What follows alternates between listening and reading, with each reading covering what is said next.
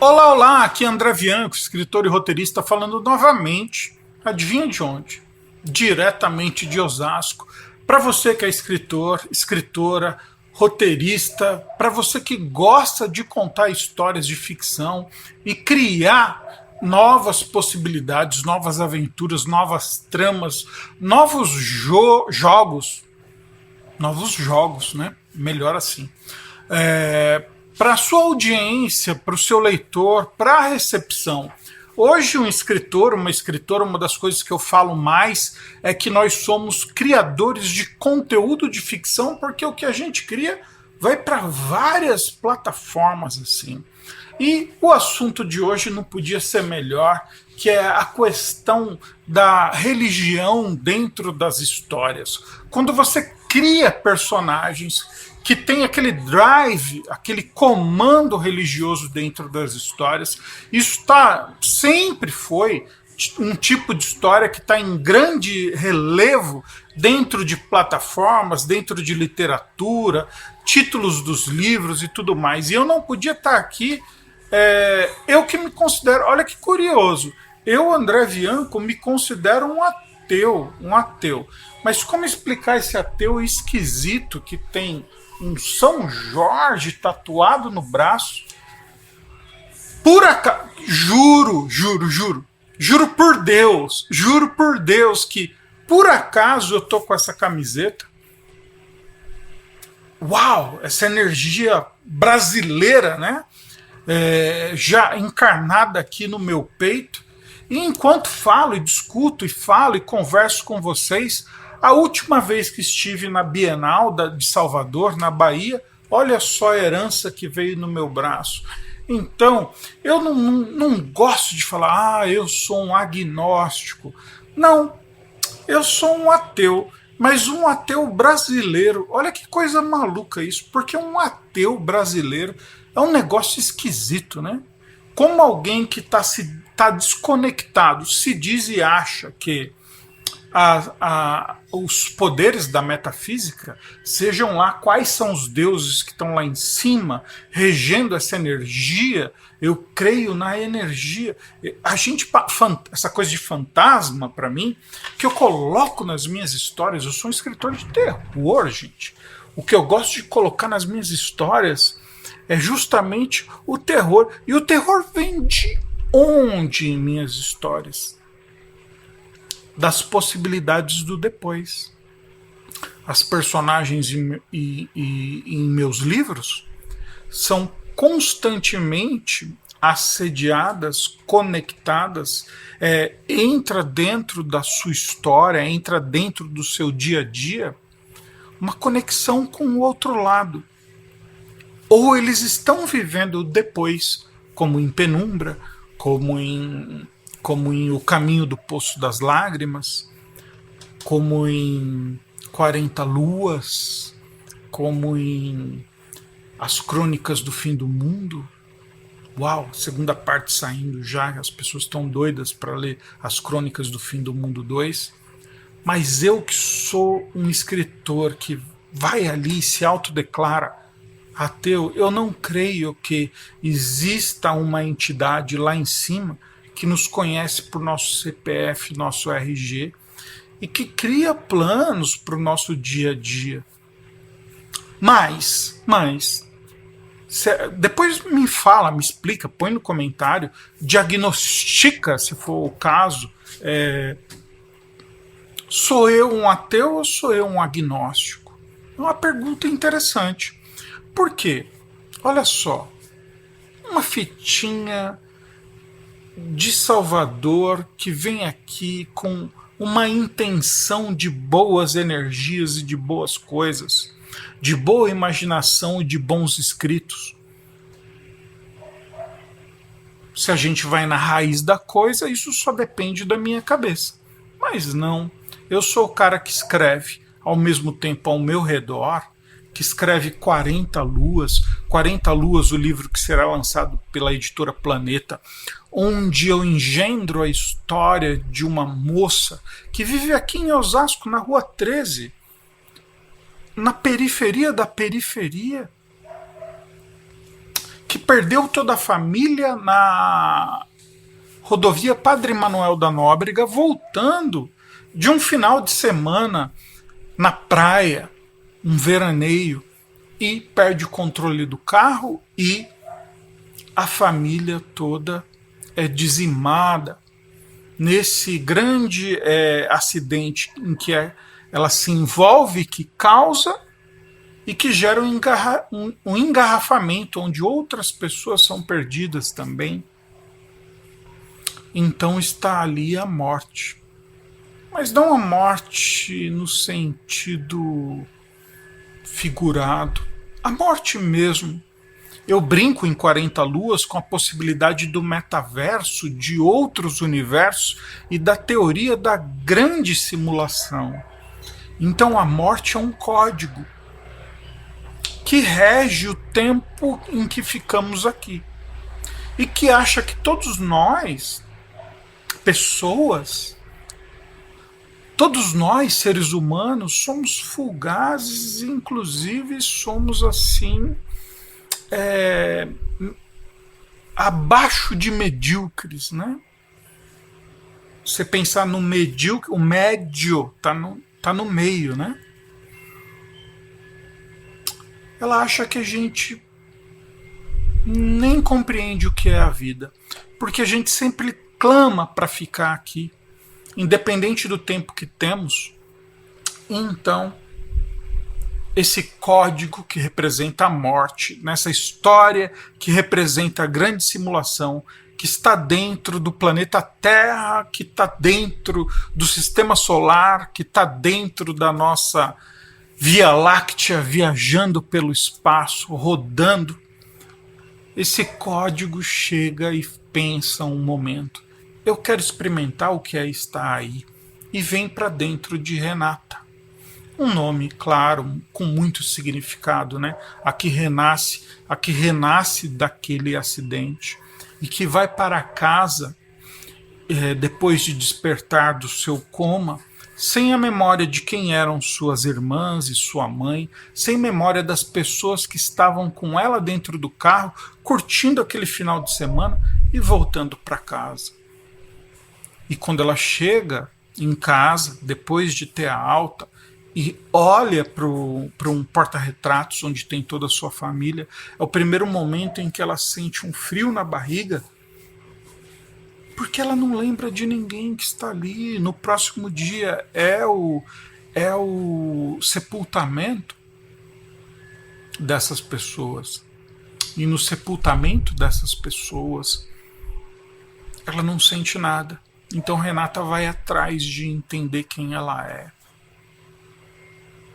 Uau! E quando ela adormece no primeiro dia em sua casa, depois que o corpo dela adormece, algo emerge dela, que é a morte. E ela já está com uma sombra, um formato quase que humanoide, quando recebe um visitante, que é uma nuvem que vem girando aí em várias esferas negras, minúsculas partículas, que ocupa um lugar que seria uma cadeira, e olha para ela a morte e diz: uau, como você já está diferente. E a morte está impressionada, porque só em algumas horas, quando Renata abre os olhos no hospital e depois é levada por uma assistente social para sua casa, ela se conectou com vários outros códigos que estão nessa grande simulação, que trouxeram informações para ela. Que tipo de informação? Quando há um trovão, após um raio, numa tempestade, aquele trovão faz vibrar os vidros da janela da casa de onde Renata está. E a morte, bem quietinha ali dentro, sente e se arrepia.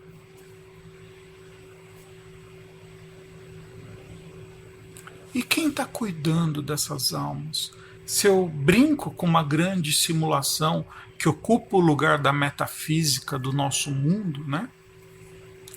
Eu não acredito que somos regidos por entidades que conhecem exatamente o número do nosso CPF, o número do nosso RG, estão preocupadas com nossas conquistas ou perdas durante um dia. Nós estamos conectados a grandes energias, a grandes forças que foram lançadas desde o início do universo, no primeiro sopro do universo, em que tudo já estava aqui. Tudo já estava aqui. Nós nos organizamos de uma forma, aí sim, milagrosa e espetacular.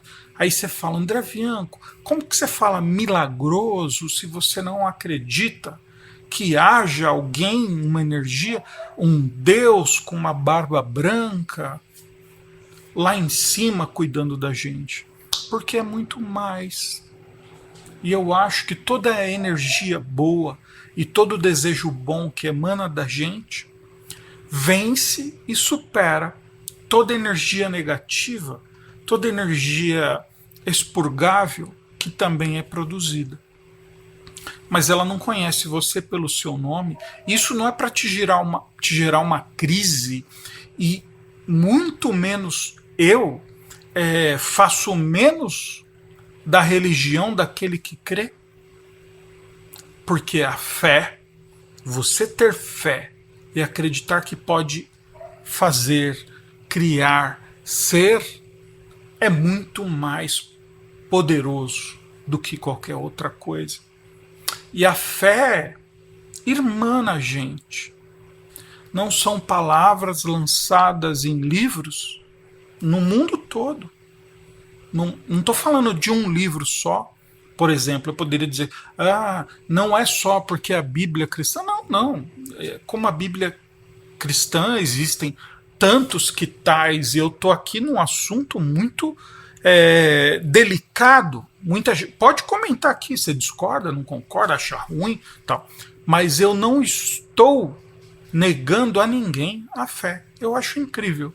Quando alguém na rua, eu não compactuo com as regras e normas do cristianismo, simplesmente por chegar em lugares que são simplesmente inexplicáveis ou com explicações que são tolas e não vão trazer razão ou uma reflexão a mim que possa me encaminhar a crer nessa coisa, nessa urdidura que, infelizmente, por mais pura que seja a semente da fé, em diversas religiões, ela é deturpada por pessoas como eu e você, de carne e osso, que por outros interesses canalizam aquela energia que as pessoas têm de boa intenção, de acreditar em algo, de levar algo, de crer em alguém, em alguma coisa. Mas tudo aquilo é transcodificado na intenção de uma religião gerar controle sobre você. O controle sobre você é você quem traz o que você quer aprender, o que você aprendeu, o que você vai transmitir. É você quem traz, né? Não se sinta maior ou mais importante que ninguém. Isso é uma coisa que é você quem faz. E é você quem escolhe fazer. Então, eu sou do time e do grupo das pessoas que permite que mesmo eu que diga que eu não tenho uma religião, eu não acredito num ser imenso que esteja lá em cima, a não ser uma energia imensa que surgiu desde o primeiro momento em que esse universo foi criado. E nós somos compostos dessas coisas que já existiam e arranjados de forma milagrosa. Puxa vida, aí sim, a vida é um milagre, o nosso corpo é uma coisa incrível. Eu que digo para você agora, estou falando, poxa vida, eu sou um ateu. Eu não estou te pedindo. Isso aqui não é jogar uma boia para pedir ajuda, para buscar uma religião. Não, eu acredito em 1000 coisas. Inclusive, adoro essa camiseta que tem o preto velho, a preta velha. Eu adoro essa tatuagem de São Jorge no meu braço. São Jorge que eu coloco em muitos dos meus livros. Se você pegar a obra de André Bianco do começo ao fim, lá pelo turno da noite, você já começa a ver essa paixão pela figura de São Jorge. Porque nós fomos treinados para acreditar em alguém. Isso é todo ser vivo e humano. Não vou nem deixar só no humano, mas todo ser vivo, agora eu vou fechar aqui no humano, já tem gravado dentro de si que ele vai buscar por pessoas que salvem a sua família, que salvem o seu bando, que salvem a sua casa, que salvem a sua cidade, que salve o seu estado, que salve o seu país, que salve o seu planeta e que salve o seu universo. Nós fomos feitos para nos conectar com esse tipo de jogo e de história, né? Aí vem as coisas misteriosas da vida, né? Eu tatuei São Jorge porque desde o turno da noite eu coloco a oração de São Jorge ali, que me significa algo. Você vai encontrar significado em diversos lugares, em diversas religiões, com diversos deuses e deusas. A minha única birra, vamos colocar assim, se eu posso ser birrento ou não, mas o meu único desconforto é com uma religião que diz que só há um tipo de Deus e só há um tipo de salvação para essa coisa, para essa experiência que está aqui. Ninguém está aqui para sempre. Nós chegamos num lugar emprestado. Nosso corpo é uma máquina fabulosa e milagrosa, isso é sim. Emprestada, que tem os dias contados. Mas não vamos ficar aqui contando os dias.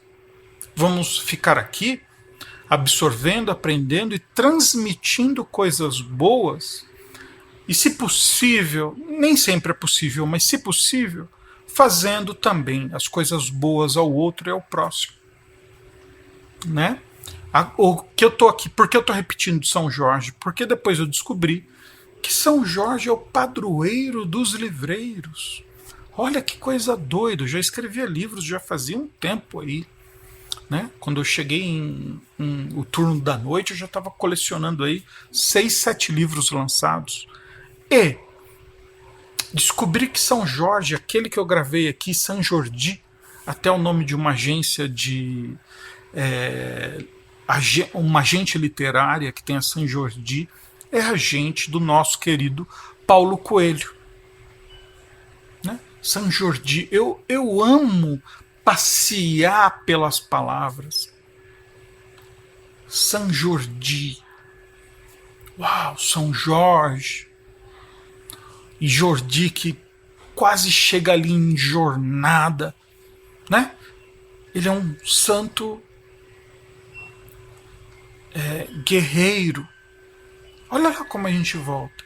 Alguém que luta por sua família, que luta por seu bando, que luta por sua casa, que luta por seu bairro, que luta por sua cidade, que lutará pelo seu estado, pelo seu país, pelo seu mundo. Nós nos conectamos às figuras que podem nos salvar. Então, o resumo de tudo isso que eu estou falando é: respeite a crença do próximo. Você não tem razão nenhuma. Desculpa. Você pode acreditar em qualquer uma das religiões, das centenas, talvez milhares que existam no mundo, e não é melhor que ninguém, e nenhum Deus é melhor que o outro. Toda crença, todos os deuses, toda a fé deverá ser respeitada. Não existe um Deus que prevaleça sobre o outro.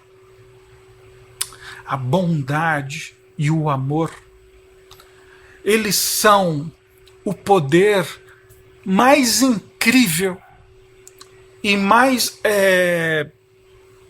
aberto a receber a todos do que qualquer outra coisa. Ame respeite o próximo e pronto. Você está num bom caminho. Eu que sou escritor de ficção, um Penny Dreadful, que flerta com o sublime todos os dias, ao escrever histórias de fantasmagorias,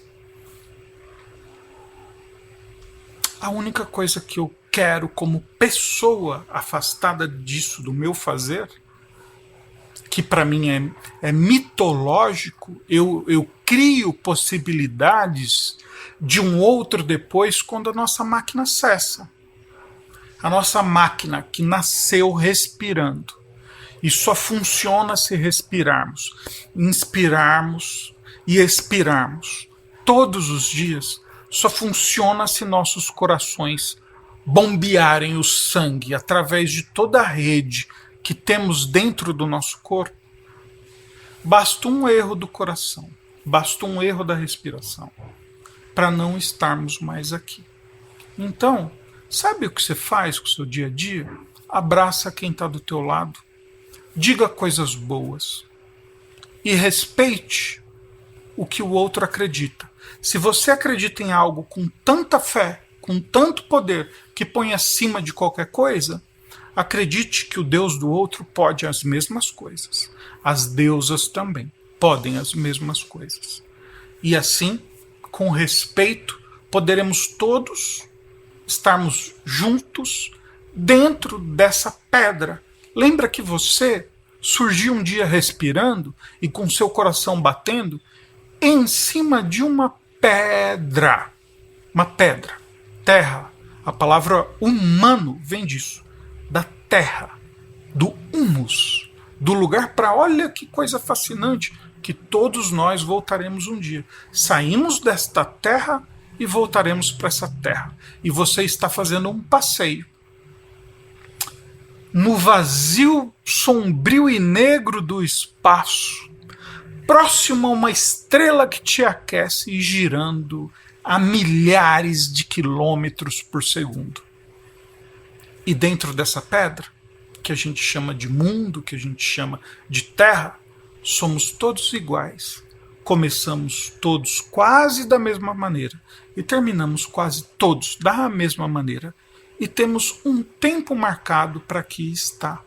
Então não perca tempo em não gostar, não admitir, não respeitar a crença do próximo.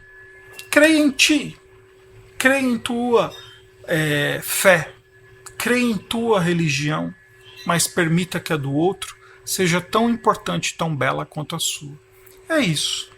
E eu termino aqui, como sempre, mandando um beijo para quem é de beijo e um abraço para quem é de abraço, diretamente de Osasco.